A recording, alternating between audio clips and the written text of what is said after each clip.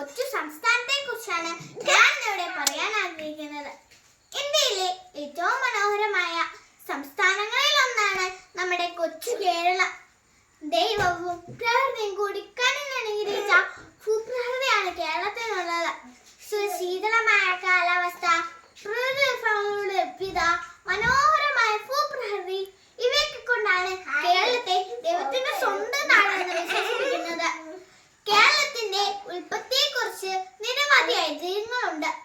അതിലൊന്ന് പരശുരാമൻ മഴുവറിന് കടലിൽ നിന്ന് സൃഷ്ടിച്ചു എന്നതാണ്.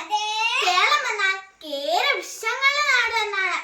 1956 നവംബർ 1-ാം തീയതിയാണ് കേരള സംസ്ഥാനം നിലവിൽ വന്നത്.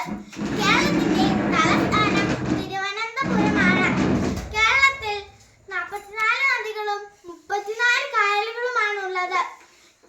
കേരളത്തിന്റെ മാതൃഭാഷ മലയാളമാണ്. ദേശപക്ഷി വേഴാമ്പൽ, ദേശപുഷ്പം കണിക്കൊന്നയുമാണ്. നാനാജാതി മനുഷ്യർ ഒരുമയോടെ ജീവിക്കുന്ന എന്റെ കേരളം ശരിക്കും ദൈവത്തിന്റെ സ്വന്തം നാട് തന്നെയാണ്. കേരളത്തിൽ ജനിച്ചതിൽ ഞാൻ അഭിമാനിക്കുന്നു. ജയ് ഹിന്ദ്.